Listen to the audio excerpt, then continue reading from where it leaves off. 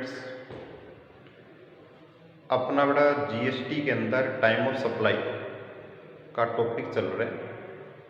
Time of supply के अंदर अपने इन केस ऑफ गुड्स यानी गुड्स की सप्लाई की जाती है तो उस स्थिति के अंदर टाइम ऑफ सप्लाई का डिटर्मिनेशन कैसे किया जाता है। इसके अंदर अपनी जो लास्ट क्लास है उसके अंदर टॉपिक चल रहा था कि time of supply in case of voucher, यानी वाउचर की कंडीशन के अंदर टाइम ऑफ सप्लाई है वो कैसे उसका डिटर्मिनेशन किया जाएगा। तो वाउचर के बारे में बड़ा इससे पहले वाली क्लास में बताया था कि इसके अंदर यदि वाउचर है वो आइडेंटिफिएबल है, यानी उससे पता लग सकता है कि अपन किस प्रकार की सप्लाई की जाएगी, तब तो उसकी जो डेट ऑफ इश्यू है वो इसके अंदर टाइम ऑफ सप्लाई होगा। यदि वाउचर वो आइडेंटिफिएबल नहीं है, यानी उससे पता नहीं लग रहा है कि इससे किस प्रकार का गुड्स परचेज किया जाएगा, तो उस स्थिति के अंदर डेट ऑफ रिडम्पशन और उसकी टाइम ऑफ सप्लाई मानी जाती है। इसके बारे में अपने जो इसके प्रोविजंस है वो इसके डिस्कस किए थे। आज इसका जो क्वेश्चन ले रहा हूँ इसके अंदर 11th नंबर क्वेश्चन है बेटा आपकी बुक का, जिसके अंदर दे रखा है, देखिए ABC limited has purchase for it employ 100 vouchers dated 21 April 2020 worth ₹800 is from PQR limited. यानी ये कह रहे, देखिए एबीसी लिमिटेड है, उसने अपने एम्प्लॉयज़ के लिए 100 वाउचर्स है, वो 21/4/2020 को 800 रुपये का एक वाउचर है, ये परचेज किए किससे, PQR लिमिटेड से। ठीक है, मतलब क्या बड़ा इसका ये है कि PQR है उससे एक ऐसा वाउचर, ऐसा डॉक्यूमेंट्स लिया जिसकी एक की कॉस्ट है वो 800, और जो एबीसी लिमिटेड जो परचेज कर रही है वो अपने एम्प्लॉयज़ के लिए उन वाउचर्स को लिया है कि वो अपने एम्प्लॉयज़ को फुटवेयर है ना वो देना चाहती है। ठीक है, और जो फुटवेयर देना चाहता है, देखिए आगे लिख भी रखा है, ये फुटवेयर मैन्युफैक्चरिंग कंपनी है। तो मतलब जब वो अपने एम्प्लॉय को जो फुटवेयर्स है वो प्रोवाइड करने के लिए उनके फुटवेयर से बड़ा वो नहीं दिए, बल्कि उसकी जगह 800 रुपये का एक वाउचर ले लिया, किससे, इसके अंदर कंपनी का नाम दे रखा है वो PQR लिमिटेड से लिया।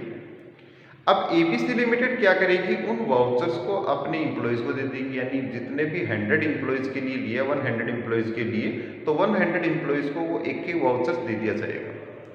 अब वो एम्प्लॉयज़ क्या करेंगे, उस वाउचर को लेके है ना PQR लिमिटेड के जो भी इसके अंदर रिटेल शोरूम है उनके उसके ऊपर जाएंगे और वो वाउचर को दिखा के फुटवेयर है वो परचेज कर सकते हैं।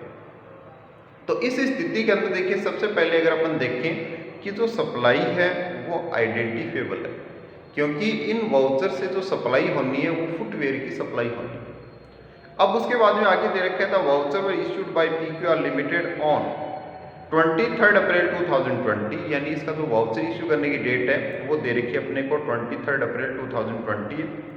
The vouchers can be encash at retail outlet showroom of PQR limited at any time within 15 days from the date of it issue. ठीक है, ये कह रहा है कि जो इसके एबीसी लिमिटेड के जो एम्प्लॉयज़ हैं वो उन वाउचर्स को विद इन 15 डेज के अंदर एनकेसमेंट करा सकते हैं, यानी इसके बदले में कुछ भी गुड्स परचेज कर सकते हैं। इसके अंदर एनकेसमेंट का मतलब उसको एज ए कैश की जगह यूज कर सकते हैं। उसके बाद आगे दे रखे हैं, the employees of ABC limited encash these vouchers on 1 May 2020 determine the time of supply of vouchers. इससे बड़ा टाइम ऑफ सप्लाई निकालनी अपने को वाउचर्स की। तो देखिए इसमें एकदम सिंपल सा कॉन्सेप्ट है कि जो वाउचर परचेज किए एबीसी लिमिटेड ने वो PQR लिमिटेड से किए। अब जो PQR लिमिटेड है वो फुटवेयर कंपनी है, एबीसी लिमिटेड है वो वाउचर्स अपने एम्प्लॉय को देगी, और एम्प्लॉय को देने के बाद में वो एम्प्लॉय इनके शोरूम, रिटेल शोरूम में जो आउटलेट्स वगैरह जिसको अपन बोलते हैं उनके ऊपर जाके वो अपने वाउचर को एनकेस कर सकते हैं, यानी कुछ भी जो फुटवेयर वगैरह वो परचेज कर सकते हैं। तो इसलिए इसके अंदर जो सप्लाई है वो आइडेंटिफिएबल है, क्योंकि इसके अंदर जो सप्लाई होनी है वो फुटवेयर की होनी है इसमें। तो इस स्थिति के अंदर जो टाइम ऑफ सप्लाई है बेटा, वो टाइम ऑफ सप्लाई क्या होगा, इसके अंदर 23 अप्रैल 2020 है वो इसका टाइम ऑफ सप्लाई माना जाएगा, क्योंकि इसके अंदर सप्लाई आइडेंटिफिएबल, और आइडेंटिफिएबल सप्लाई होने की कंडीशन के अंदर टाइम ऑफ सप्लाई है वो डेट ऑफ इश्यू मानी जाएगी इसके अंदर। ठीक है, तो ये बड़ा इसका सिंपल सा क्वेश्चन है, इसका कंप्लीट अपना। अब ऐसे क्वेश्चन बड़ा छोटे रूप में आ सकते हैं कई बार, तो इसलिए आपको पूरा इसका ध्यान होना चाहिए। ऐसे देखिए इसका 12th नंबर क्वेश्चन भी दे रखे हैं, जिसमें दे रखे हैं food item coupon are sold to a company on 20th December 2019 for being distributed to employees of said company. यानी इसके अंदर भोजन से रिलेटेड कूपन है वो कंपनी ने सोल्ड किए कब, 20/12/2019 को, जो अपने एम्प्लॉयज़ को जो डिस्ट्रीब्यूट करेगी जिस कंपनी ने इनको परचेज किया। The coupon are valid for 3 month and can be use against purchase of food items. अब देखिए बड़ा फूड आइटम बहुत ज़्यादा होते हैं। फुटवेयर तो अपने को पता है कि इसके अंदर अपने जो भी फुटवेयर है उसकी लिमिटेड रेंज है वही परचेज किया जा सकता है, लेकिन फूड आइटम के अंदर तो अलग अलग कैटेगरी, अलग अलग उसकी रेट है इसके अंदर, ठीक है। अब किसी के ऊपर जीएसटी की रेट 18% भी है, किसी पर 28% भी और किसी पर 0 रेट भी बढ़े इसके अंदर।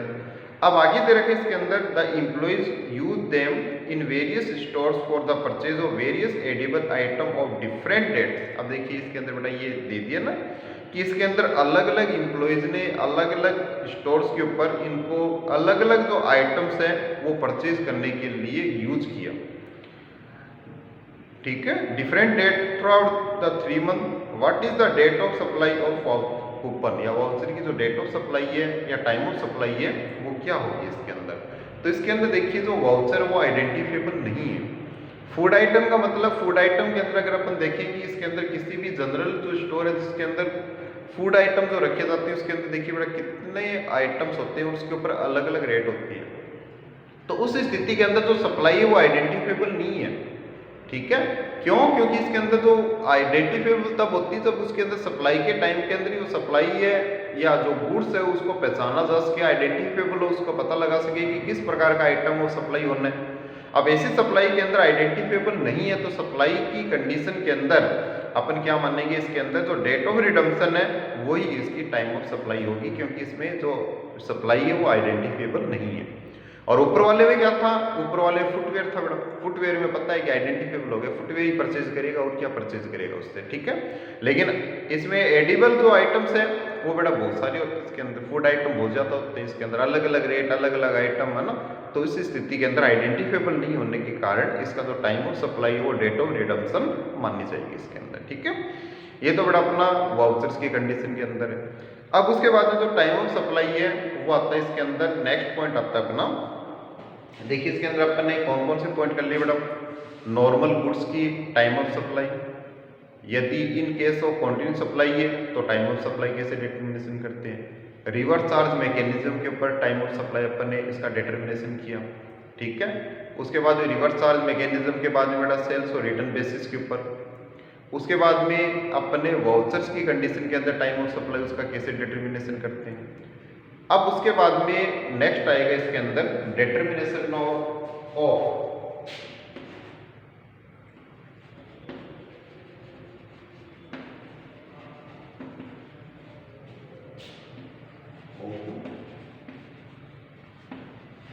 टाइम ऑफ सप्लाई इन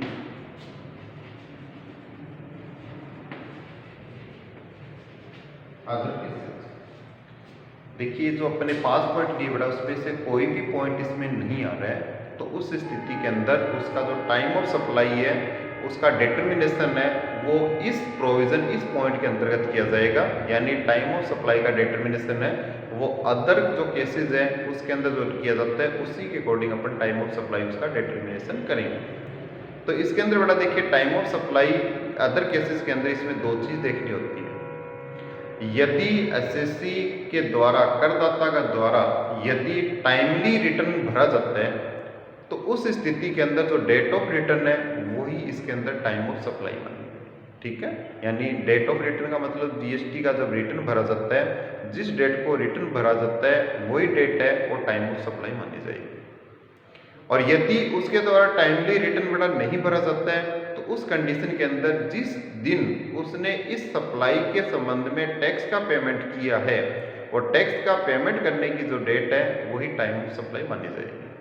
समझ में आया कि यदि अदर केसेस के अंदर टाइम ऑफ सप्लाई उसका डिटर्मिनेशन करना है तो टाइम ऑफ सप्लाई का डिटर्मिनेशन करने के लिए बेटा इसके अंदर ये ध्यान रखना है कि यदि उस व्यक्ति के द्वारा, पर्सन के द्वारा यदि टाइमली रिटर्न भरा जाता है तो जो रिटर्न भरने की डेट है वही टाइम ऑफ सप्लाई होगी। यदि उसके द्वारा टाइमली रिटर्न नहीं भरा जाता है ना, तो उस स्थिति के अंदर बेटा जो जिस डेट को उसने टैक्स का पेमेंट किया है ना, उस के ऊपर जो सप्लाई के ऊपर जो कर रहे हैं उसका भुगतान किया है, उस डेट को अपन क्या मानेंगे, टाइम ऑफ सप्लाई मानेंगे इसके अंदर। ठीक है, इसमें तो सिंपल है, यदि डेट ऑफ रिटर्न है तो डेट ऑफ रिटर्न माने, यदि रिटर्न नहीं भरता है तो टैक्स पेमेंट करने की डेट है वो अपने को लेनी है इसके अंदर। उसके बाद नेक्स्ट वर्ड है इसके अंदर, ये अपना 6 पॉइंट है, 7 पॉइंट आएगा इसके अंदर, determination of time of supply in case of value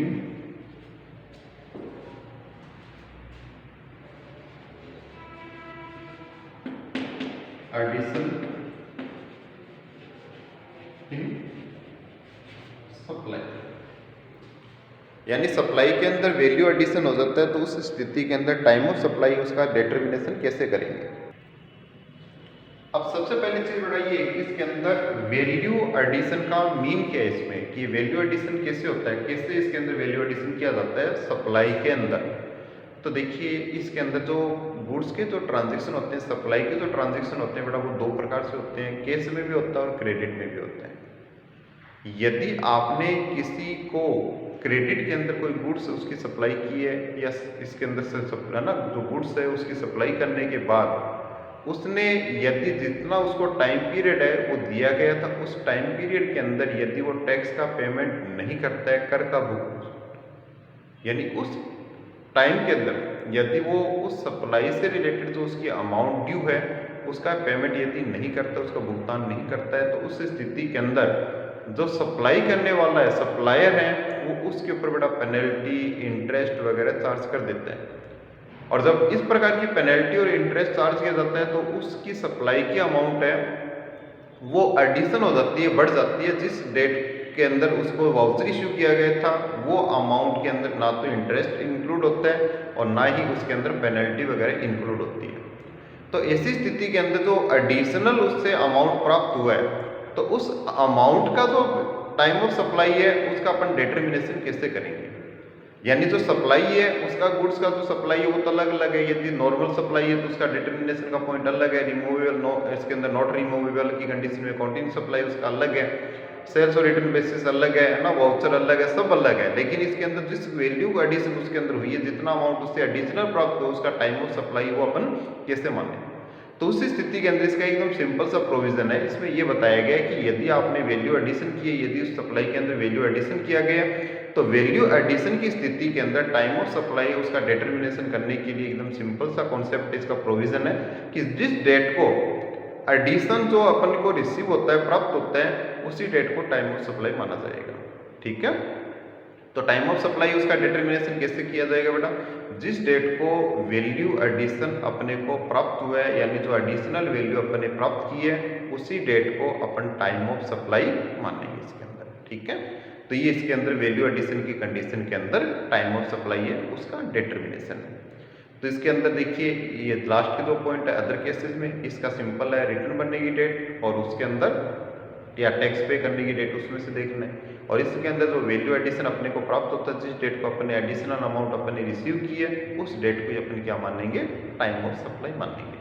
तो ये देखिए बेटा अपना गुड्स से रिलेटेड जो टाइम ऑफ सप्लाई है उसका पॉइंट अपना कंप्लीट है, यानी टाइम ऑफ सप्लाई यदि इन case of supply of goods है तो उसका अपन डिटरमिनेशन कैसे करेंगे। तो ये बेटा इसका कंप्लीट है। ठीक है, अब अपना जो टाइम ऑफ सप्लाई है वो आएगा इसके अंदर सर्विसेज का, यानी time of supply in case of supply of services.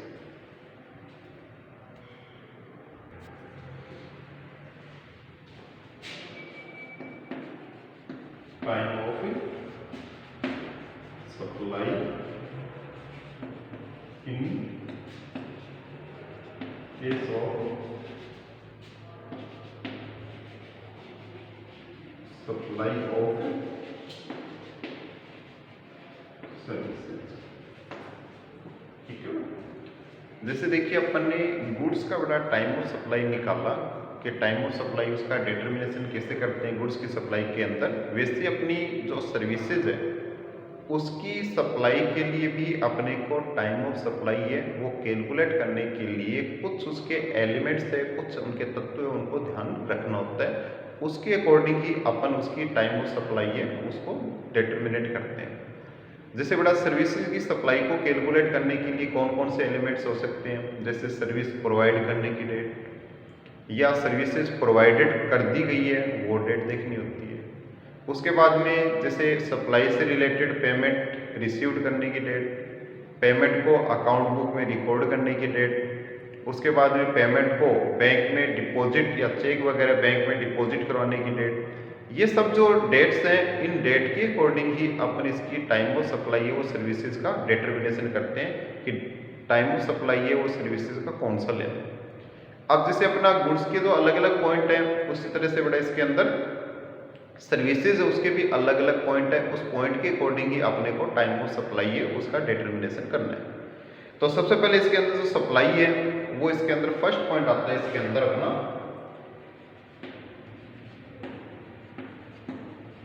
Time of supply in case of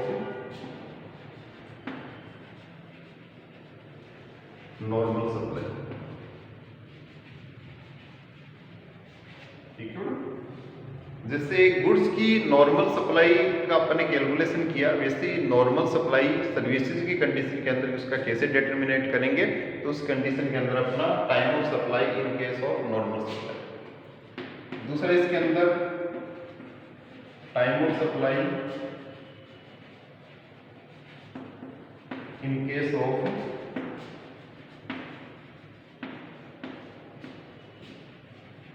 continuous supply. ठीक है, यदि सर्विसेज की बड़ा कंटिन्यूस रूप से सप्लाई की जाती है, निरंतर रूप से सप्लाई की जाती है, तो उस कंडीशन में टाइम ऑफ सप्लाई उसका कैसे डिटर्मिनेशन करते हैं। थर्ड आता है इसके अंदर time of supply in case of reverse charge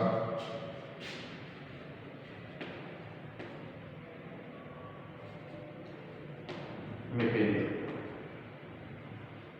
ठीक है, यानी रिवर्स चार्ज मैकेनिज्म की कंडीशन के अंदर टाइम ऑफ सप्लाई है उसका डिटर्मिनेशन कैसे किया जाएगा, टाइम ऑफ सप्लाई उसको कैसे कैलकुलेट किया जाएगा। उसके बाद में नेक्स्ट है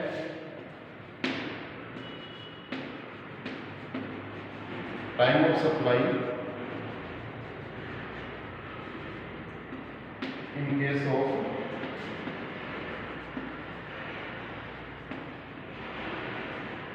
वाउचर्स। वाउचर की स्थिति में टाइम ऑफ सप्लाई सर्विसेज का कैसे डिटर्मिनेशन किया जाएगा, वो वाउचर की कंडीशन है। उसके बाद में नेक्स्ट है अपना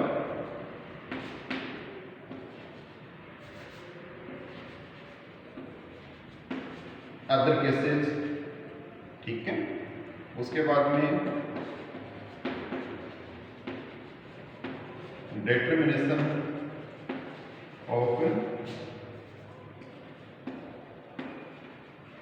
time of supply in value addition.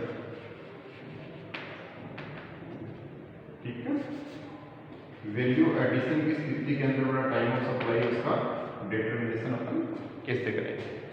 ये पॉइंट है अपना टाइम ऑफ सप्लाई से रिलेटेड। देखिए इसके अंदर नॉर्मली जो पॉइंट है वही है जो गुड्स की सप्लाई के अंदर अपने है, लेकिन उसमें 7 पॉइंट थे, इसमें एक पॉइंट कम हो गया, यानी सेल्स और रिटर्न बेसिस है वो इसमें लागू नहीं होता सर्विसेज की कंडीशन के अंदर, वो पॉइंट इसमें अपना कम है, बाकी सेम पॉइंट वही है।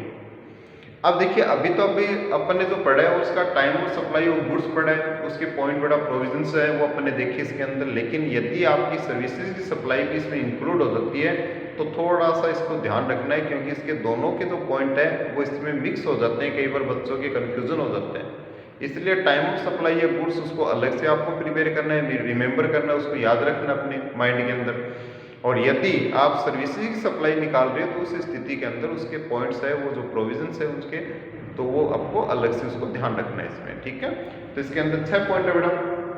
पहला नॉर्मल सप्लाई ऑफ गुड्स, दूसरा इसके अंदर quarterly supply of services, sorry पहला सर्विसेज ये, तीसरा time of supply in case of reverse charge mechanism, time of supply in case of vouchers other cases के अंदर, और लास्ट इसके अंदर इन वैल्यू एडिशन, यानी वैल्यू एडिशन कर दिया जाता है तो टाइम ऑफ सप्लाई उसका डिटर्मिनेशन अपन कैसे करेंगे। अब जो फर्स्ट आता है इसके अंदर वो है बेटा इसके अंदर time of supply in normal supply of services, ठीक है, वो अपन इसमें डिस्कस करेंगे। अब देखिए बेटा time of supply in case of normal supply of services के अंदर, इसके अंदर सबसे पहले अपने को पॉइंट लेना है इसके अंदर ए, ठीक है। अब इस पॉइंट के अंदर क्या दे रखा है, इसमें दे रखा है इफ इनवॉइस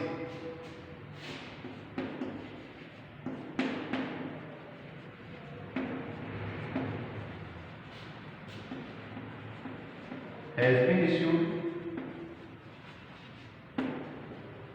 ठीक है, has been issued within the period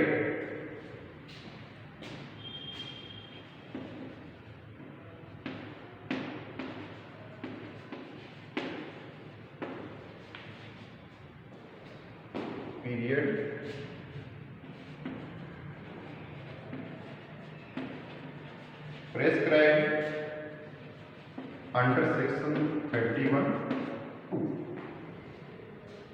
यानी सप्लाई ऑफ सर्विसेज के अंदर यदि नॉर्मल सप्लाई ऑफ सर्विसेज की अपन कैलकुलेशन कर रहे हैं तो उस स्थिति के अंदर बेटा सबसे पहले ये देखना है कि जो इनवॉइस है वो जो सेक्शन 31 यानी जो इसका सेक्शन 31 है उसका सब सेक्शन 2 है, उसके अंदर जो प्रेस्क्राइब लिमिट है उस प्रेस्क्राइब लिमिट के अंदर यदि इनवॉइस इशू कर दिया जाता है इसके अंदर, तो उस स्थिति के अंदर टाइम ऑफ सप्लाई है वो अपन कैसे कैलकुलेट करेंगे इसके अंदर।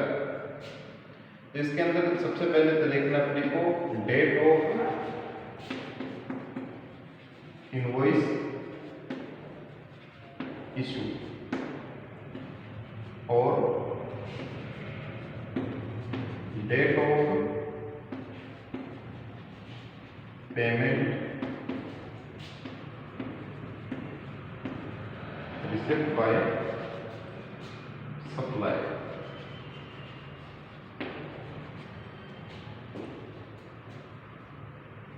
ठीक है।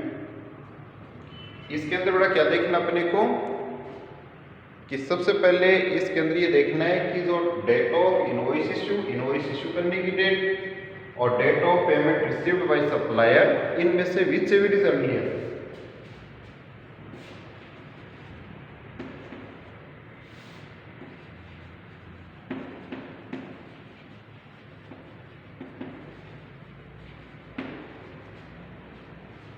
will be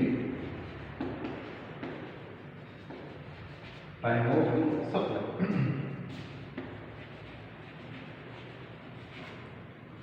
ठीक है। इसमें से जो भी अर्लियर होगा वो टाइम ऑफ सप्लाई होगा। यदि इसमें कह रहा है कि if invoice has been issued within the period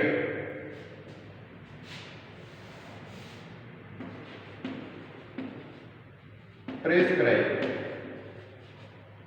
under section 31(2), यदि 31(2) के अंदर जो अपना दे रखा है उस डेट के अंदर जो प्रेस्क्राइब डेट है उसके अंदर यदि इनवॉइस इशू कर दिया जाता है तो उस स्थिति के अंदर इनवॉइस इशू करने की डेट और date of payment receipt by supplier, यानी जिस डेट को पेमेंट सप्लायर द्वारा रिसिप्ट किया जाता है उसमें से विच एवर इज अर्लियर है वो अपनी टाइम ऑफ सप्लाई माननी है इसके अंदर, ठीक है।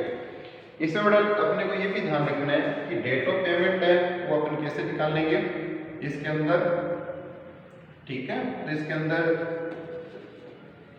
रिकॉर्डेड इन अकाउंट बुक और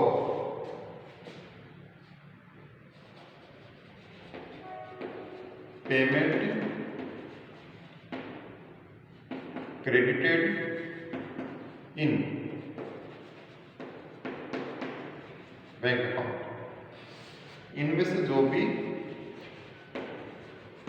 अर्लियर है वो अपना डेट ऑफ पेमेंट मान लें। ठीक है, तो इस स्थिति के अंदर बड़ा इन दोनों को देखना है, इनवॉइस इशू करने की डेट और date of payment receipt by supplier whichever is earlier will be time of supply.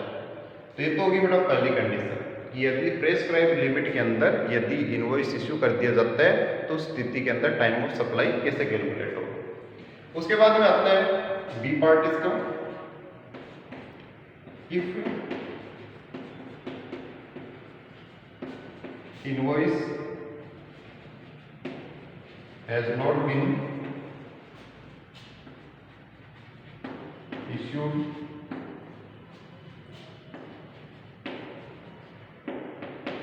within the period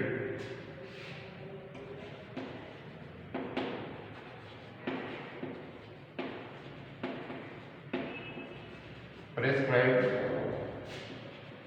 under section 31(2). यदि सेक्शन 31(2) के अंदर जो टाइम पीरियड दे रखा है बेटा उस पीरियड के अंदर यदि इनवॉइस इशू नहीं किया जाता है तो उस स्थिति के अंदर टाइम ऑफ सप्लाई उसका डिटरमिनेशन कैसे करेंगे। इसमें दो चीज देखनी है, पहली तो इसके अंदर date of service provide,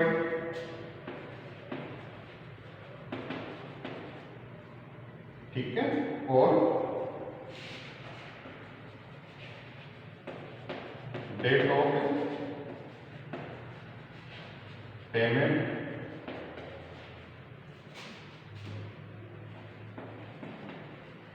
received by supply whichever is earlier.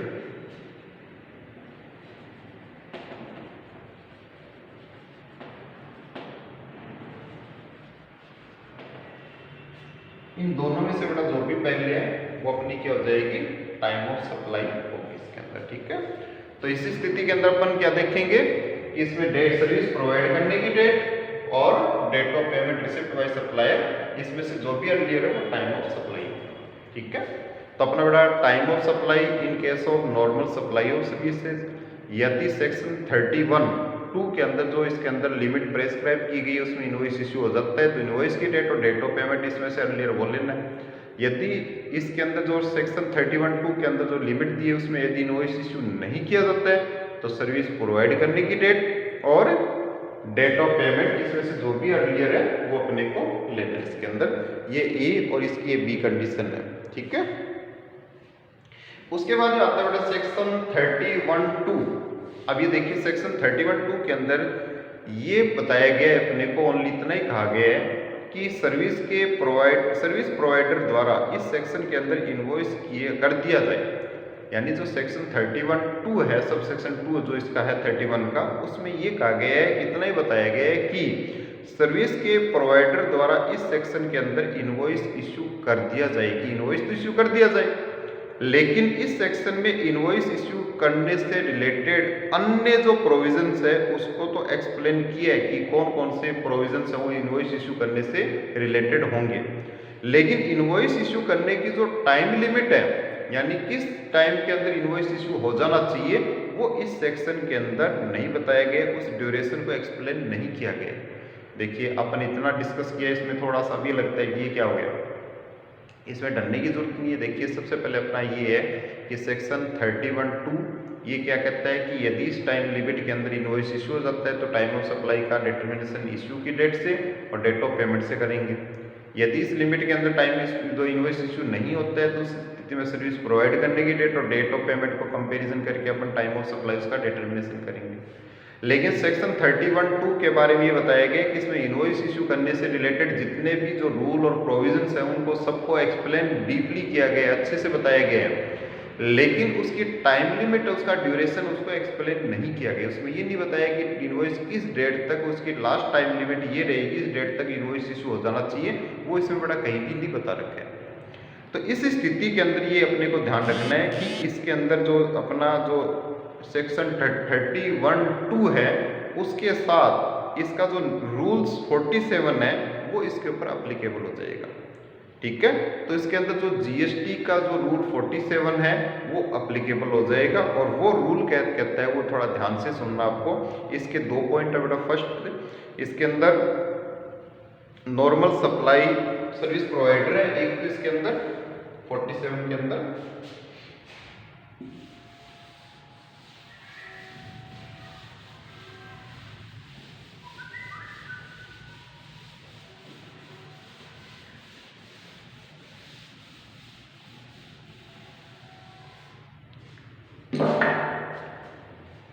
तो बेटा जो 31 है ना, 2 से अपना अगर एक्सप्लेन नहीं हो रहा है तो उस स्थिति के अंदर अपन इसका जो रूल है वो 47 लेते हैं। रूल 47 इसके अंदर 2 कैटेगरी बनाती है। फर्स्ट तो है नॉर्मल सर्विस प्रोवाइडर, ठीक है। और सेकंड इसके अंदर स्पेसिफिक क्लास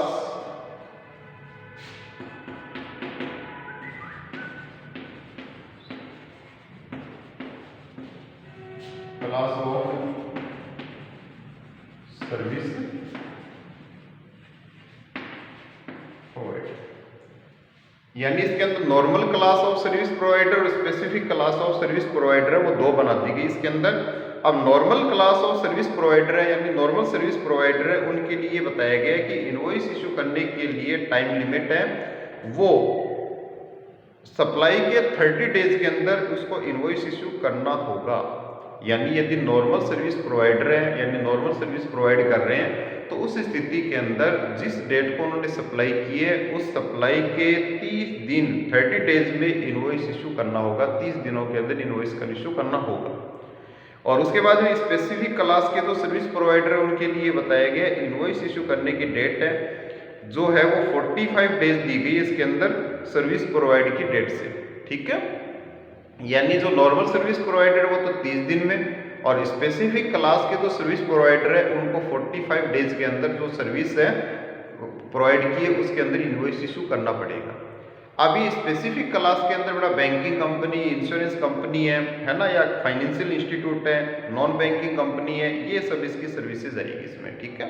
तो स्पेसिफिक क्लास में कौन कौन सी आएगी, जैसे insurance company, banking, non banking, financial institutes है, इनकी जो सर्विसेज है वो स्पेसिफिक क्लास है।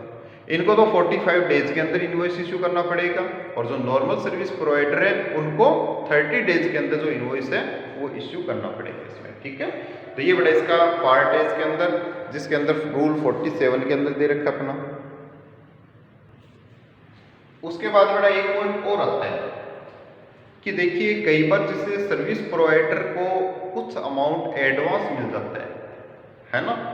अब एडवांस भी कई कंडीशन के अंदर, जैसे अपन सर्विस लेते हैं उसके लिए कुछ कई बार अपने को एडवांस पेमेंट करना पड़ता है, उससे रिलेटेड एक प्रोविजन दे रखा है कि यदि 1000 रुपीज़ तक की एडवांस अमाउंट रिसीव की जाती है सर्विस प्रोवाइडर के द्वारा, क्या यदि 1000 तक की अमाउंट है, अप टू 1000 है ना तक की जो अमाउंट है वो रिसीव करता है सर्विस प्रोवाइडर, तो उस स्थिति के अंदर उसका जो टाइम ऑफ सप्लाई है वो सर्विस प्रोवाइडर वो वाला निर्धारित कर सकता है जिस डेट को उससे रिलेटेड इनवॉइस इशू करता है।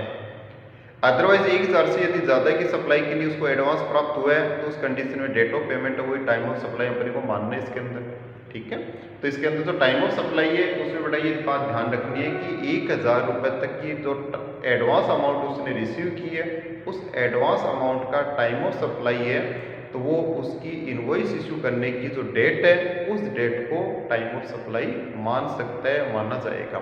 ये इसका एक पार्ट और है। इसके बाद में अपना नॉर्मल सप्लाई ऑफ गुड्स की सर्विसेज का टाइम ऑफ सप्लाई है उसका पॉइंट बड़ा कंप्लीट है। तो इसमें 2 है, यदि सेक्शन 31(2) के अकॉर्डिंग जो लिमिट दी गई उसमें इनवॉइस इशू हो जाता है तो इनवॉइस इशू करने की डेट और डेट ऑफ पेमेंट इसमें से जो भी अर्लियर वो लेना है। यदि सेक्शन 31(2) के अकॉर्डिंग इनवॉइस इशू नहीं होता है तो सर्विस प्रोवाइड करने की डेट और डेट ऑफ पेमेंट उसमें से अर्लियर वो लेना है। अब ये 31(2) क्या कहता है, 31(2) सारा जो रूल है वो बताता है इनवॉइस इशू करने से रिलेटेड, लेकिन उसका टाइम लिमिट है उसका डिटर्मिनेशन नहीं करता है। अब ऐसी स्थिति के अंदर इसके अंदर रूल 47 लगता है। 47 रूल ये कहता है कि यदि नॉर्मल सप्लाई है तो सप्लाई प्रोवाइड होने की स्थिति में 30 डेज के अंदर इनवॉइस इशू होना चाहिए।